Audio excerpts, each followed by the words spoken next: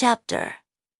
The dreamers who borrow her silence. Leia had stopped dreaming her own dreams, not because she couldn't, but because others had begun to dream through her. It started with a flicker images she didn't recognize. A child's birthday in a city she'd never seen.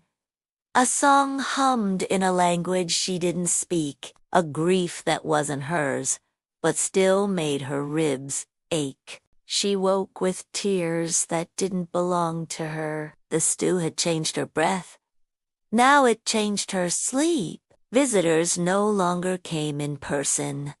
They arrived in dreams, not as guests, but as dreamers borrowing her silence, her stillness, her scent. One night, she dreamed of a woman standing in a flooded kitchen, holding a spoon carved from bone. The woman whispered, "I never got to say goodbye." Leia woke, gasping, the taste of salt and regret on her tongue. Another night, a boy with no face handed her a recipe written in ash. "This is what my father never taught me," he said. "Can you remember it for me?" Leia didn't answer. She couldn't. Her voice had become a vessel now. She began writing the dreams down. Not in ink, in steam. She'd boil water over moonlight and whisper the memories into it. The steam would rise, curl, vanish, but the scent stayed.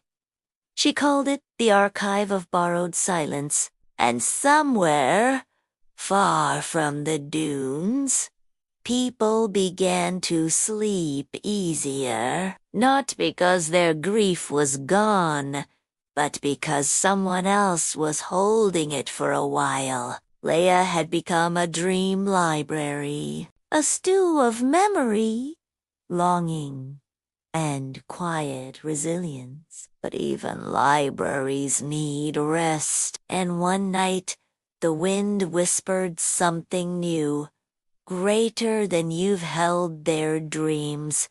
Now let them hold yours. Yes, that's the rupture. Leia didn't expect the silence that doesn't respond, the presence that doesn't ache. Someone who walks through her broadcast untouched, immune, unmoved, unremembering.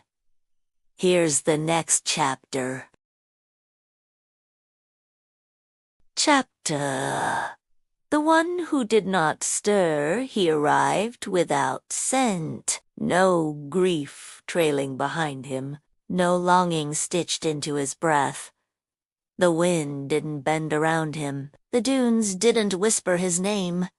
He walked through the broadcast like it was static, like it was nothing. Leia felt it instantly.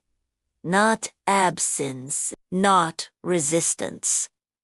Just neutrality.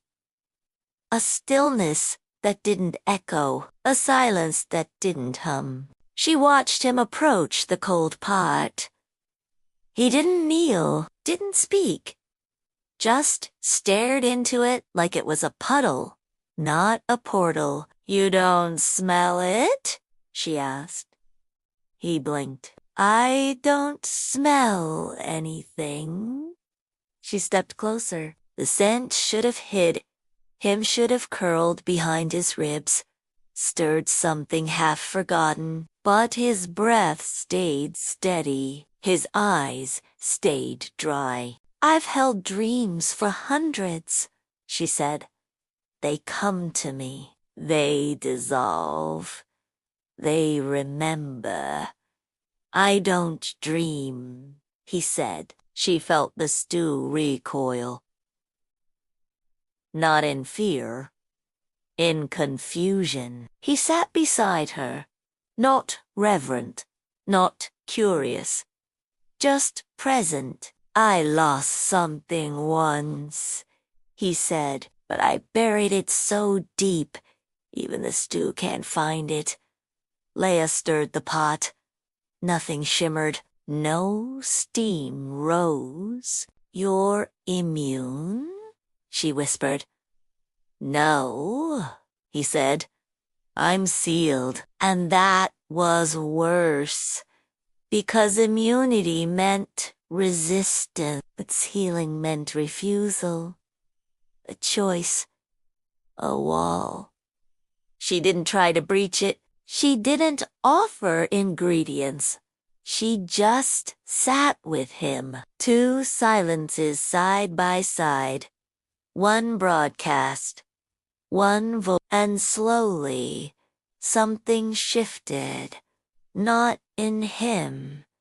In her. She realized she'd never brewed the stew for the immune. She'd brewed it for the sealed. For the ones who chose silence over sorrow, who buried their ache so deep they forgot it was still pulsing. She reached into her pack and pulled out a scrap of parchment, the one with impossible ingredients. She handed it to him.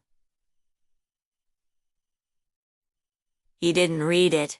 He folded it once, twice, tucked it into his coat. I'll carry it, he said. Not to remember, just to know it's there. And that was enough, because even sealed doors creep vengefully.